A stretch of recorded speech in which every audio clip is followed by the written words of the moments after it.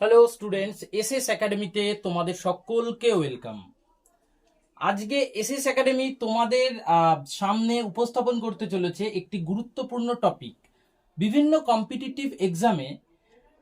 Competitive এক্সামে state এবং central লেভেলের যে এক্সামগুলো হয়, এমনও অনেক কোশ্চেন আসে পলিটির সংবিধান থেকে। এবং এই যে সংবিধান, এই সংবিধানের যে আর একটি গুরুত্বপূর্ণ আমাদের টপিক, যেটি হচ্ছে সংবিধান।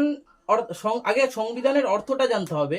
সংবিধান হচ্ছে যা কোনো দেশকে শাসিত করে, মানে শাসন করে কোনো দেশকে। COI, আমাদের ভারতের সংবিধান হচ্ছে COI, কনস্টিটিউশন অফ ইন্ডিয়া। ভারতের সংবিধান হচ্ছে ভারতকে শাসিত করে। কোন নীতি নির্ধারণ দিয়ে ভারত শাসিত হবে এবং ভারতের নেতৃবর্গ ভারতকে শাসন করবেন এবং ভারতের সর্বোচ্চ পদাধিকারিকেরাও এই সংবিধানের উপর দাঁড়িয়ে ভারতকে শাসন করবেন, সেটি হচ্ছে সংবিধান। এক কথায় বলা যায় যে সংবিধান হচ্ছে এমন একটি সত্তা যার দ্বারা দেশ প্রতি মুহূর্তে, দেশের জাতি প্রতি মুহূর্তে শাসিত হয়। আর এই সংবিধান কোন কোন প্রেক্ষাপটে, কোন কোন পটভূমিতে এই সংবিধান তৈরি হয়েছে, আজকে আমরা তা জানবো। কোনো জিনিস তো আর শুধু শুধু এমনি এমনি তৈরি হয় না। কোনো জিনিসের প্রেক্ষাপটে তার একটা সংবিধানের তার একটা হিস্টোরিক্যাল ব্যাকগ্রাউন্ড থাকে, যাকে বলা হয় ঐতিহাসিক প্রেক্ষাপট।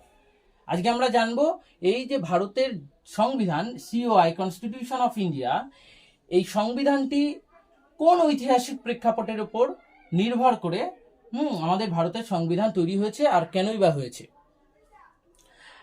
তার এই সংবিধানের কথা মাথায় আসলে, ভারতের সংবিধানের কথা মাথায় আসলে আমাদের সবার প্রথমে মনে পড়ে স্বাধীনতা সংগ্রামী, মানব হিতৈষী, জাতির জনক মহাত্মা গান্ধীর কথা, গান্ধীজির কথা।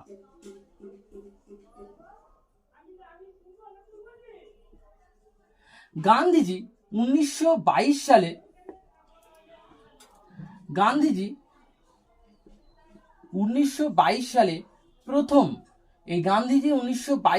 প্রথম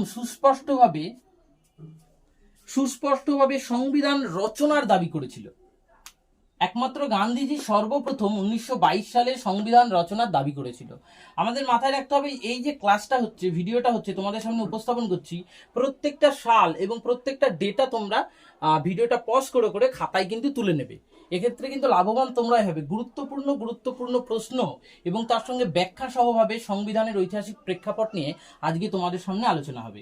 তার মানে আমরা কি বললাম যে দেখলাম যে গান্ধীজি 1922 সালে সর্বপ্রথম দেশের সংবিধান রচনার দাবি তুলেছিলেন।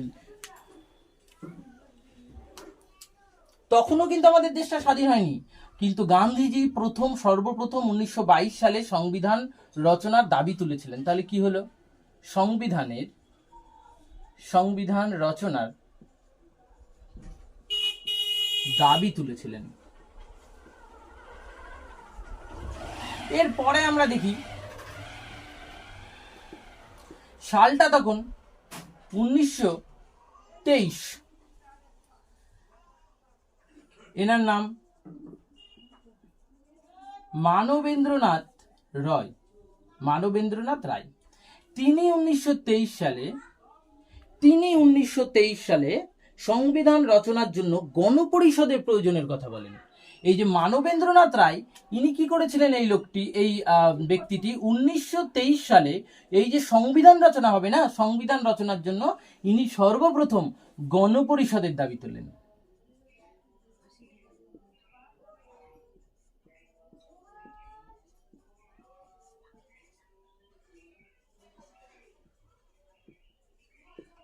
তার মানে আমরা দুটো প্রশ্ন পেলাম। সংবিধানের ঐতিহাসিক প্রেক্ষাপটের মধ্যে সর্বপ্রথম গান্ধীজি 1922 সালে সংবিধান রচনার জন্য দাবি তুলেছিলেন।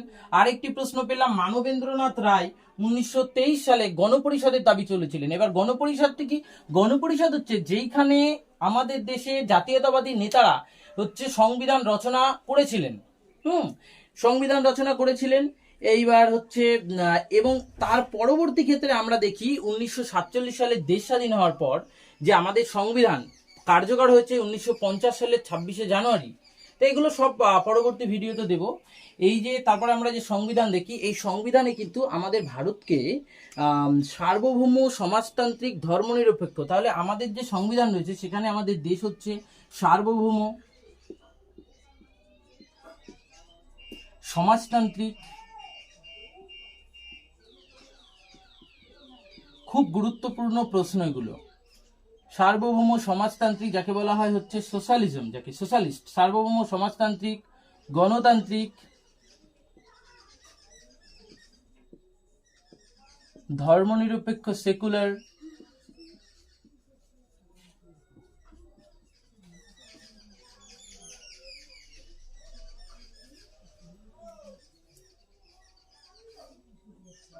গণতান্ত্রিক, ডেমোক্রেটিক,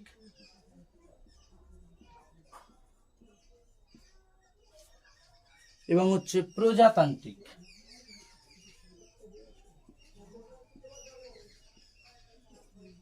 আচ্ছা, প্রথমেই বলে রাখি, এই যে সংবিধান রচনার ঐতিহাসিক প্রেক্ষাপট কিন্তু 2-3টে ভিডিও দ্বারা আমরা পুরো চ্যাপ্টারটাকে শেষ করব, এবং পুঙ্খানুপুঙ্খভাবে অতি সূক্ষ্মাতি সূক্ষ্ম প্রশ্নগুলি কিন্তু আলোচনা হবে। আচ্ছা, গণতান্ত্রিকটা আমরা দুবার লিখে ফেলেছি। হ্যাঁ, গণতান্ত্রিকটা দুবার লিখে ফেলেছি, তার মানে আমাদের দেশ সার্বভৌম, সমাজতান্ত্রিক, গণতান্ত্রিক, ধর্মনিরপেক্ষ, প্রজাতান্ত্রিক। একটু কথা এর মধ্যে, চ্যাপ্টারটার মধ্যে আরেকটি বিষয়টা মানে একটু ক্লিয়ার না করে দিলেই নয়। অনেকে না গণতান্ত্রিক আর প্রজাতান্ত্রিকের মধ্যে কিছুটা গুলিয়ে ফেলে। একটু ডিটেলসে না হলেও কিছুটা বলে দিই, মানে ক্লিয়ার করার জন্য। গণতান্ত্রিক মানে হচ্ছে জনগণের মতটাই যে দেশে প্রধান হয়ে ওঠে, অর্থাৎ হচ্ছে জনতা জনার্দন গণদেবতা হিসেবে ভোটাধিকারের মাধ্যমে সরকারে নিয়ে আসে, আবার সরকার থেকে ফেলে, এটা হচ্ছে গণতান্ত্রিক, ডেমোক্রেটিক। আমরা বলি না যে আমরা ভোট দিতে যাওয়ার সময় যে এটা আমাদের গণতান্ত্রিক অধিকার, সেটা হচ্ছে গণতান্ত্রিক। আর যারা আমাদের দেশটাকে শাসিত করবে তারা হচ্ছে রাজতান্ত্রিক না, ঠিক তার বিপরীত একটা বিষয়, যে হচ্ছে প্রজাতান্ত্রিক। বংশানুক্রমিকভাবে পরম্পরায় আমাদের দেশ শাসিত হবে না, মানুষের দ্বারা নির্বাচিত হয়ে, মানে জনগণের দ্বারা গণতান্ত্রিক পদ্ধতির দ্বারা ভোটাধিকারের মাধ্যমে যে কেউ দেশের কিন্তু শাসনভার নিতে পারে। এই দুটোর মধ্যে হচ্ছে ডিফারেন্স। তো যাই হোক, প্রথমে গান্ধীজি 1922 সালে সংবিধান রচনার দাবি তুলেছিলেন, মানবেন্দ্রনাথ 1923 সালে গণপরিষদের দাবি তুলেছিলেন। আর আমাদের সংবিধানে ভারতকে বলা হয়েছে সার্বভৌম, সমাজতান্ত্রিক, গণতান্ত্রিক, ধর্মনিরপেক্ষ এবং প্রজাতান্ত্রিক। এই 3টে প্রশ্ন কিন্তু খুব গুরুত্বপূর্ণ প্রশ্ন। এবার হচ্ছে সংবিধান রচনার যে প্রেক্ষাপট। হ্যাঁ, সংবিধান রচনার প্রেক্ষাপট এরা তো বলেছিলেন, এবার তারপরে সংবিধান রচনা হয়েছে। এবার আমরা দেখেছি নেহেরু রিপোর্ট দেখেছি, সংবিধান রচনা দেখেছি, সংবিধান গৃহীত হওয়া দেখেছি, সংবিধান কার্যকারিতা হওয়া দেখেছি। এবার আমরা দেখব খুব গুরুত্বপূর্ণ প্রশ্ন, যেটি হচ্ছে এই যে সংবিধান রচনা হয়েছে কোন কোন বিষয়ের ওপর, এই যে সংবিধান রচনা হয়েছে না, কোন কোন বিষয়ের ওপর নির্ভর করে আমাদের দেশের সংবিধানটা রচনা হয়েছে। আমরা জানি কি আমাদের দেশ পরাধীনতায় আবদ্ধ ছিল, তার জন্য অনেক রক্তক্ষয়ী সংগ্রাম, লড়াইয়ের পর আমাদের দেশ স্বাধীন হয়েছে, বিভিন্ন আন্দোলনের মাধ্যমে আমাদের দেশ স্বাধীন হয়েছে আমরা দেখেছি। কিন্তু 1600 সালে, এটুকু মাথায় রাখতে হবে যে 1600 সালে, আচ্ছা এতদূর হয়ে গেলে কিন্তু 1600 সালে যেটা বলছিলাম সেটাকে লিখতে হবে। আর তোমরা ভিডিওটা পজ করে করে লিখে নিও, খাতায় নোট ডাউন করে নিও, এবং আমি এটা মুছে দিলাম। হ্যাঁ, এই তারপরেরটা আমি লেখাচ্ছি। যেটা বলছিলাম যে সংবিধান রচনার প্রেক্ষাপটটা কি, 1600 খ্রিস্টাব্দে 1600 খ্রিস্টাব্দে কি হয়, লন্ডনে একটা কোম্পানি প্রতিষ্ঠিত হয়, যে কোম্পানি আমাদের দেশকে 1757 থেকে 1857 অব্দি শাসন করে। সে কোম্পানিটার নাম হচ্ছে ইংরেজ ইস্ট ইন্ডিয়া কোম্পানি। সেই কোম্পানিটার নাম হচ্ছে ইস্ট ইন্ডিয়া কোম্পানি। কারেন্ট ছিল না, এক্ষুনি কারেন্টটা আসলো। খুব গরমের মধ্যে তোমাদের ক্লাসটা করাচ্ছি, ক্লাসটা খুব গুরুত্বপূর্ণ ক্লাস হতে চলেছে। ক্লাসটা, ভিডিওটা কেউ স্কিপ করবে না, পজ করে করে দেখবে। এবং এই চ্যাপ্টারটা খুব গুরুত্বপূর্ণ চ্যাপ্টার, এবং এই চ্যাপ্টার ধরে ধরে তোমাদের কমপ্লিট করাবো। এই চ্যাপ্টারটার উপরে 2খানা কি 3খানা ভিডিও হবে, তারপরে অনেক এমসিকিউ করানো হবে। আচ্ছা, 1600 খ্রিস্টাব্দে লন্ডনে ইংরেজ ইস্ট ইন্ডিয়া কোম্পানি প্রতিষ্ঠিত হয়। তারপরে আমরা কি দেখলাম, এই কোম্পানি কিন্তু শাসন করে আমাদের দেশকে কত সাল থেকে কত সাল, 1757 সাল, 1757 সালে থেকে 1857 সাল পর্যন্ত আমাদের কিন্তু এই কোম্পানি শাসন করে। এই যে 1757 সাল, এই সালটা কিন্তু খুবই গুরুত্বপূর্ণ বাঙালির ইতিহাস এবং ভারতের ইতিহাসে। এই 1757 সালে কি ঘটেছিল? 1757 সালে 23শে জুন, আমি বারটাও বলে দিচ্ছি, বৃহস্পতিবার, পলাশীর প্রান্তরে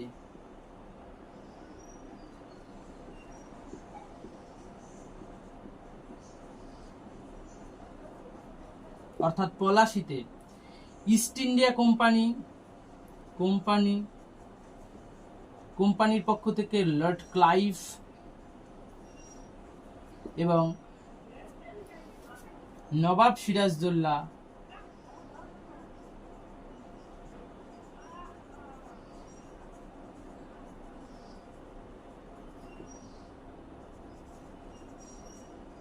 এক ভয়ঙ্কর যুদ্ধ সংগঠিত হয় এবং আমরা দেখতে পাই এই পলাশীর যুদ্ধে কিছু বিশ্বাসঘাতকতার জন্য নবাব সিরাজউদ্দৌলার বিশাল বাহিনী সত্ত্বেও তিনি পরাজিত হন এবং কোম্পানির পক্ষ থেকে ক্লাইভ অর্থাৎ ইস্ট ইন্ডিয়া কোম্পানি জয়লাভ করেন। তারপর থেকে তারা কিন্তু বাংলার মাধ্যমে এসে আমাদের দেশের একাধিপত্য শুরু করে, আমাদের দেশে এসে দেশের কিন্তু একাধিপত্য শাসন ক্ষমতা তুলে নেয়। রবীন্দ্রনাথ ঠাকুর বলেছিল যে হচ্ছে বণিকের মানদণ্ড কিভাবে রাজদণ্ডে পরিণত হয়, তাই কিন্তু পলাশীর যুদ্ধের পর ইংরেজরা আমাদের দেশে সেটা দেখিয়ে দিয়ে গিয়েছিলেন। তারপরে আমরা দেখছি যে 1757 সালে তারা হচ্ছে পলাশীর যুদ্ধের মাধ্যমে আমাদের দেশে আসে এবং এই 1765 খ্রিস্টাব্দে মানে এখান থেকে এই সাল থেকে এই সাল পর্যন্ত তো তারা হচ্ছে আমাদের দেশের একদম পুরো শাসন ক্ষমতা অর্পণ করে আমাদের শাসিত, মানে আমরা তাদের দ্বারা শাসিত হই, কোম্পানির দ্বারা। তারপরে 1757 সালের পরে কিন্তু আমরা দেখি 1765 সালে 1765 এই সালে কিন্তু কোম্পানি মানে ইংরেজ ইস্ট ইন্ডিয়া কোম্পানি বাংলা প্রত্যেকটা কোশ্চেন গুরুত্বপূর্ণ, তোমরা কিন্তু খাতায় নোট ডাউন করে নাও, বিশেষ করে যারা নতুন নতুন পড়াশোনা ধরেছো কম্পিটিটিভ লাইনে, প্রত্যেকটা চ্যাপ্টার এখানেই এসএস একাডেমি থেকে সলভ হবে। প্রত্যেকটা কোশ্চেন কিন্তু তোমরা পজ করে করে খাতায় টুকে নেবে। 1765 খ্রিস্টাব্দে বাংলা, বিহার,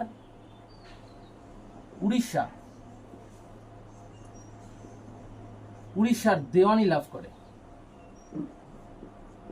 এই দেওয়ানি লাভ কি, এই নিয়েও আমাদের বড় ভিডিও হবে।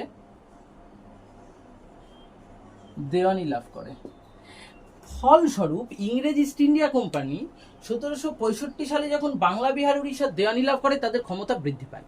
তাদের ক্ষমতা বৃদ্ধি পাওয়ার সঙ্গে সঙ্গে না তারা কিছু রুলস রেগুলেশন চালু করে, তারা কিছু হচ্ছে নিয়ম শৃঙ্খলা চালু করে, যার ফলস্বরূপ ব্রিটিশ লন্ডনের যে কোর্ট, সেই কোর্ট থেকে কিন্তু তারা বিভিন্ন আইন চালু করে ভারতবর্ষের উপরে। এই আইনের উপর নির্ভর করেই কিন্তু তখন থেকে কিন্তু দেশের মানুষকে তারা মানে হচ্ছে শাসন করতে শুরু করে। যেমন 1765 পরে আমরা কি দেখতে পেলাম, আমরা দেখতে পেলাম কিন্তু 1773-এ 1757 আর 1765, তাহলে এই যে 1757 আর 1765 সালে কিন্তু আমরা পরে যে বাংলা, বিহার, উড়িষ্যার দেওয়ানি লাভ করার পরে দেখলাম,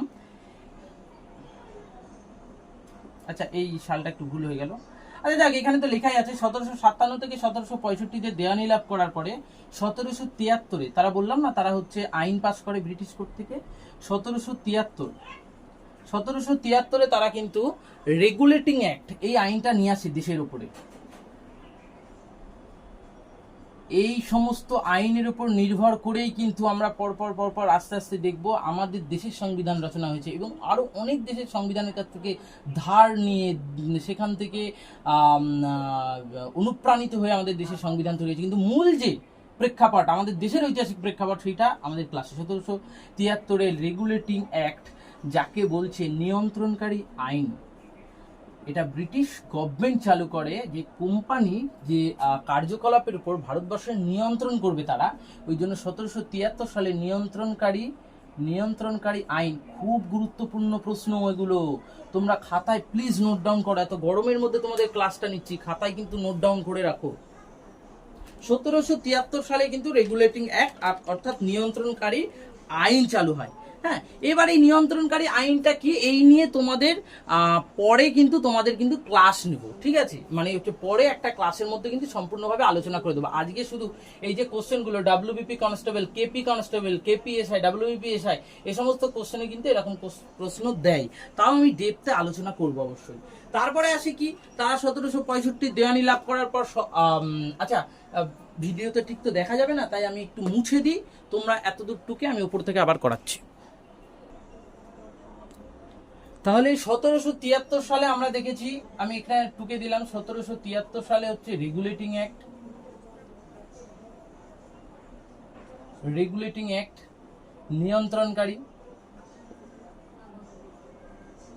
নিয়ন্ত্রণকারী আইন। এটা হচ্ছে 1765 সালের পরে এইসব আইন যখন দেওয়ানি লাভ করে যায়, তারপরে এইসব আইন চালু হয়। তারপরে আমরা দেখেছি 1784 সালে কিন্তু পিটের আইন। তারা কিন্তু বিভিন্ন তাদের কাজকর্মের সুবিধার জন্য ওই দেশ থেকে আইন তৈরি করে তারা ভারত শাসন করা শুরু করে দেয়। পিটের আইন 1784 সালে কিন্তু পিটের আইন। তারপরে হচ্ছে 1793 সালে সনদ আইন, এটা 93 সালে সনদ আইন। 1813 সাল, 1833 এবং 1857 এই আইনটা, এই এতদূর কিন্তু 1857 সালে কিন্তু তারা বিভিন্ন আইন নিয়ে আসে। একটুখানি ভালো করে যদি তোমরা লক্ষ্য করো দেখতে পাবে, এটা কিন্তু, এগুলো কিন্তু 1765 পরের থেকে এসব আইন চালু করে। আচ্ছা, এত দূর তো গেল যে 1757 আগে পর্যন্ত, 1857 আগে পর্যন্ত, মানে 1757 পর তারা হচ্ছে দেশে ঢোকার পর 1765 সালে এর পরে তারা নিজেদের সুবিধার জন্য এবং তাদের নিয়ন্ত্রণে রাখার জন্য ব্রিটিশদের কোর্ট থেকে ইংরেজ ইস্ট ইন্ডিয়া কোম্পানি কি কি আইন পাশ করালো, এইগুলো আমরা দেখলাম। তারপরে যদি আমরা দেখি 1857 সালে কিন্তু আমাদের দেশে একটা গুরুত্বপূর্ণ অধ্যায় চালু হয় 1857 সালে। কারণ 1857, এই যে 1857 যে সালটা, এই সালটা ভারতীয়দের মানে একটি খুব গুরুত্বপূর্ণ ভারতের ইতিহাসে এই সালে হয়েছিল কি সিপাহী